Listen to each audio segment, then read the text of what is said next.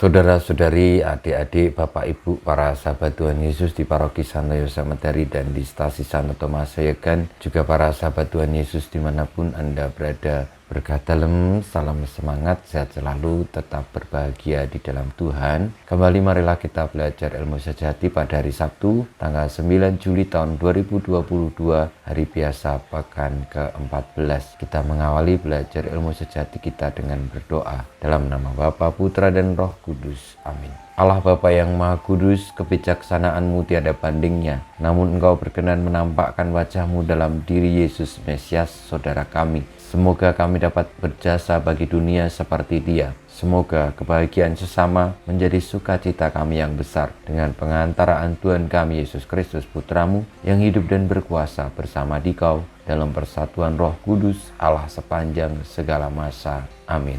Para sahabat Tuhan Yesus terkasih, kita akan belajar ilmu sejati dari Injil Yesus Kristus menurut Matius bab 10 ayat 24 sampai dengan 33.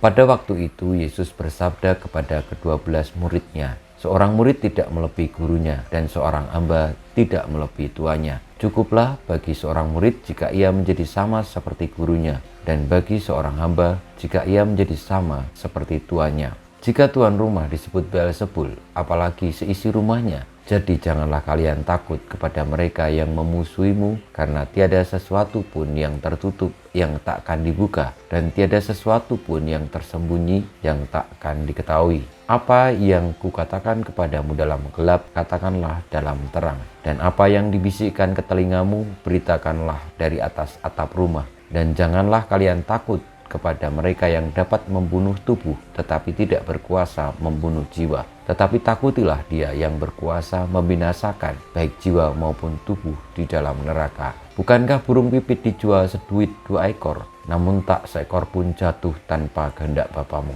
Dan kalian, rambut kepalamu pun semuanya telah terhitung. Sebab itu janganlah kalian takut, karena kalian lebih berharga daripada banyak burung pipit. Barang siapa mengakui aku di depan manusia, dia akan kuakui juga di depan Bapakku yang di surga. Tetapi barang siapa menyangkal aku di depan manusia, dia akan kusangkal di hadapan Bapakku yang di surga. Demikianlah sabda Tuhan, terpujilah Kristus.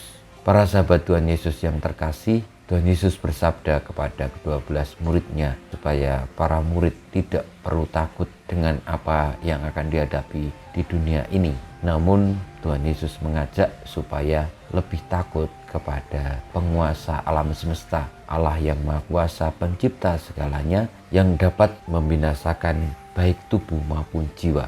Kadang-kadang dalam hidup ini kita takut terhadap sesuatu hal yang tampak di depan kita. Kalau kita tidak punya uang, tidak punya rezeki, lalu kita menjadi takut. Kalau kita tidak dianggap oleh orang lain, tidak diperhitungkan, lalu kita menjadi takut. Padahal itu semua hanyalah sementara. Namun Tuhan Yesus mengajak supaya kita mengerti bagaimana kasih Allah itu begitu besar bagi kita. Maka tidak ada alasan untuk takut dan hanya mengejar sesuatu hal yang membuat takut kita hilang, yakni hal-hal duniawi. Tetapi marilah kita memperjuangkan hal yang sejati, yang lebih abadi, yang menuntun kita kepada keselamatan baik di dunia maupun setelah kita hidup di dunia ini. Saudara-saudari yang terkasih, marilah kita di dalam menjalani hidup ini memiliki keberanian untuk senantiasa memilih yang sejati dan meninggalkan ketakutan-ketakutan kita akan hal-hal duniawi yang sementara.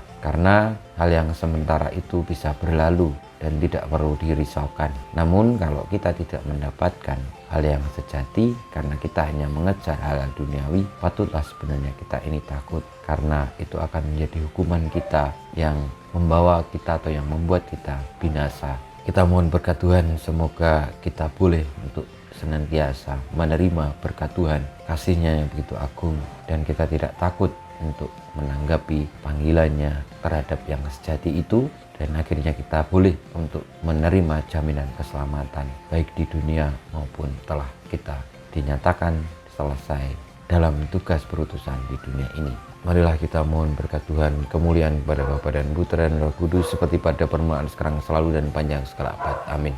Ya Yesus, jadikanlah hati kami seperti hati-Mu. Tuhan bersamamu dan bersama Roh-Mu, kita semua hidup kita, perjuangan kita untuk berani memilih memperjuangkan yang sejati atas hidup ini, atas kebenaran, atas sabda Tuhan, senantiasa dibimbing, dilindungi, diberkati oleh Allah yang Maha Kuasa, Bapa, Putra, dan Roh Kudus. Amin.